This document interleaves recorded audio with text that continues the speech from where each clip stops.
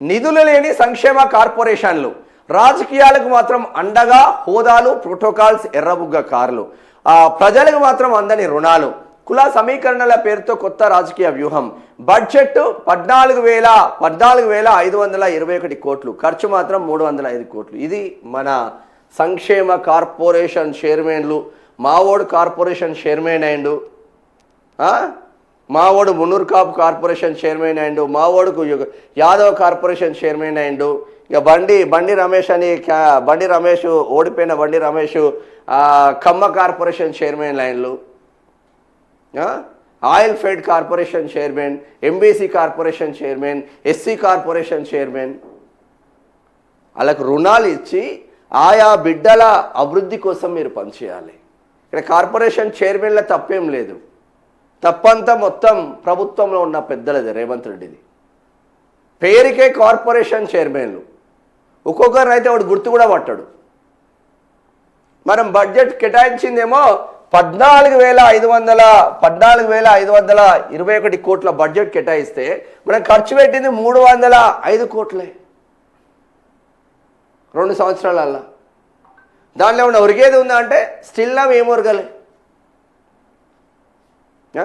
అసలైన కాంగ్రెస్ కార్యకర్తలకు నిజంగానే కార్పొరేషన్ చైర్మన్లు ఇచ్చిండ్రు, హ్యాపీగా అనిపించింది స్టార్టింగ్ 33.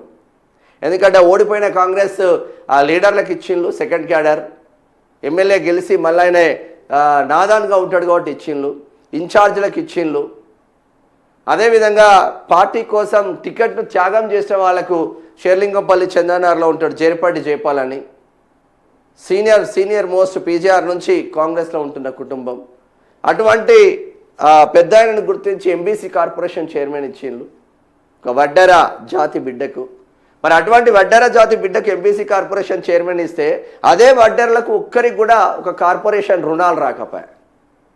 ఇక మనం ఇచ్చేందుకు ఓ గన్మెన్ ఇస్తే ఆ గన్మెన్ ఏడుండాలో అర్థం కాకపోయా, ఆ కార్పొరేషన్ చైర్మన్లు ఏ షేర్లో కూర్చోవాలో అర్థం కాకపోయా. గమ్మత్తున్నది వార్త. మేమే నిన్న టోటల్ ఏం జరుగుతుందని తెలుసుకొని రాష్ట్రం ఇది.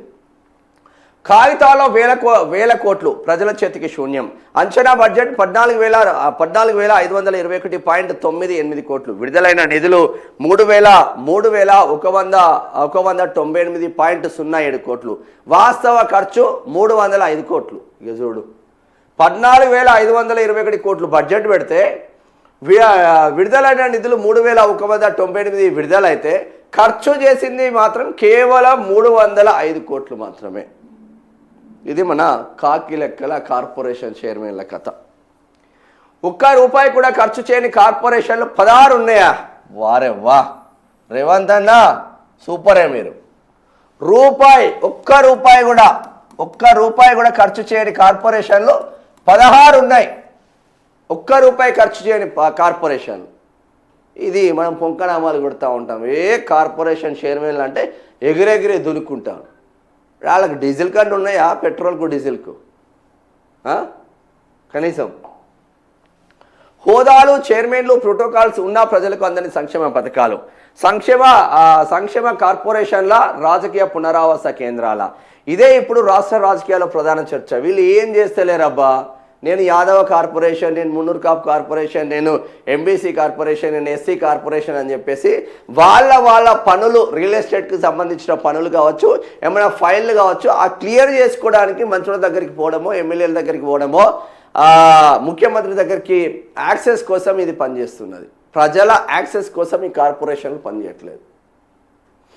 జస్ట్ ముందు మాత్రం MBC corporation chairman, SC corporation chairman, హోదా తప్ప దేనికి పనికి వస్తలేదు. అక్షర ముక్క రూపాయి ఏకాన పైసలు కూడా పనికి రావట్లేదు. రాష్ట్రంలో సామాజిక వర్గాల ఆర్థిక అభివృద్ధి, స్వయం ఉపాధి ఏం చేయాలి? ఇవి కార్పొరేషన్లు ఏం చేస్తుంది అన్నది చూద్దాం ఒకసారి. రాష్ట్రంలో సామాజిక వర్గాల ఆర్థిక అభివృద్ధి, స్వయం ఉపాధి, సంక్షేమమే లక్ష్యంగా ఏర్పాటు చేసిన సంక్షేమ కార్పొరేషన్లు నేడు తమ అసలు ఉద్దేశాన్ని కోల్పోయి రాజకీయ పునరావాస కేంద్రాలుగా మారుతున్నాయనే విమర్శలు తీవ్రంగా వినిపిస్తున్నాయి.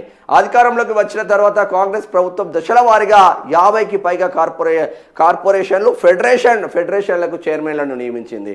అయితే అసెంబ్లీలో వెల్లడైన గణాంకాలు చూస్తే ప్రజా సంక్షేమం కంటే రాజకీయ సమీకరణాలకి పెద్దపీట వేసినట్లు స్పష్టమవుతుంది.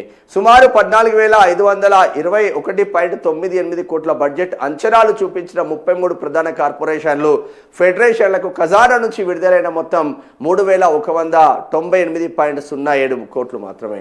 అందులోనూ ప్రజలకు రుణాలు ఉపాధి కార్యక్రమాల కోసం వాస్తవంగా ఖర్చు చేసింది కేవలం 305 కోట్లు మాత్రమే. అంటే కాగితాలపై వేల కోట్ల హామీలు కనిపించిన క్షేత్రస్థాయిలో ప్రజలకు చేరింది 2.5% కూడా చేరని నిధులేనని అధికారిక లెక్కలే చెబుతున్నాయి.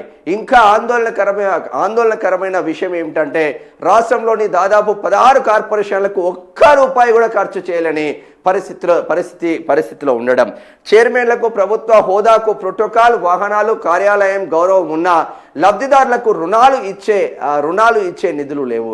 అనేక సంస్థలకు సిబ్బంది, శాశ్వత కార్యాలయాలు కూడా లేకపోవడంతో అవి కేవలం పేరుకే కొనసాగుతున్నాయి అనే విమర్శలు వినిపిస్తున్నాయి.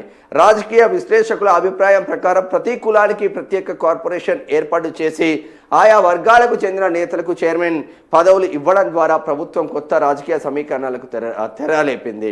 ఎన్నికలకు ముందుగానే కుల నాయకత్వాన్ని ప్రభుత్వ వ్యవస్థలో భాగం చేసి ఓటు బ్యాంకును బలోపేతం చేసుకునే వ్యూహంగా దీనిని ప్రతిపక్షాలు అభివర్ణిస్తున్నాయి.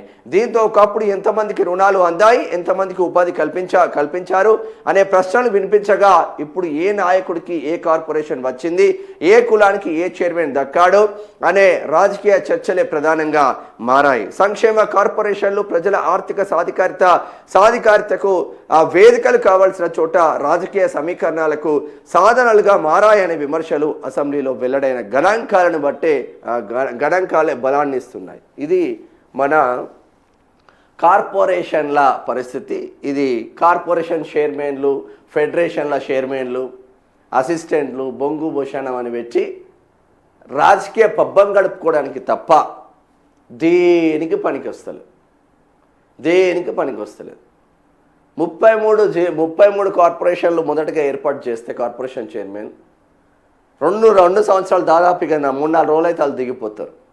ఇక మొన్న మళ్ళా కులాల కార్పొరేషన్లని ఇచ్చిండ్రు. యాదవ కులానికి ఒకటి, మున్నూరు కాపు కులానికి ఒకటి, చౌదరి కమ్మ కులానికి ఒకటి, ఇట్లా నేతగానే పద్మశాలి కులానికి ఒకటి, ఒక్కొక్క దానికి ఒక్కొక్క కార్పొరేషన్ చైర్మన్లు ఇచ్చిండ్రు. దేనికన్నా పనిచేస్తున్నది అంటే ఏకన్నా పైసలు పేరుకు మాత్రం. ఇక మీకు కోకాపేటలో 5 ఎకరాల భూమి, 5 కోట్ల రూపాయల 5 ఎకరాల భూమి, 5 కోట్ల రూపాయల నిధులు అని చెప్పేసి భవనం మేమే కట్టిస్తాం మున్నూరు కాపులకు, భవనం మేమే కట్టిస్తాం కమ్మలకు, భవనం మేమే కట్టిస్తాం ముదిరాజులకు అని చెప్పేసి సర్వనాశనం పట్టిస్తాం. ఈ కార్పొరేషన్ల ద్వారా నిజంగా ఆయా వర్గాలకు ఏమన్నా లబ్ధి జరిగిందా అంటే ఏ కాన పైసలు లేవా. ఆ 305 కోట్లలో వీళ్ళు మిగిలిన ఎన్ని, వీళ్ళు జేబులు వేసుకునే ఎన్ని సగం పైన పోతాయి. ఇక్కడ 150 కోట్లు ప్రజలకు అందినట్టున్నాయి. అది కూడా అడప రాష్ట్రం మొత్తం 150 కోట్లు అందినాయి అంటే ఇక ఎటువైనట్టు మనం ఏం చేసినట్టు. ఇది మన కాంగ్రెస్లో ఉన్న కార్పొరేషన్ చైర్మన్లు, ఫెడరేషన్ల చైర్మన్ల కథ.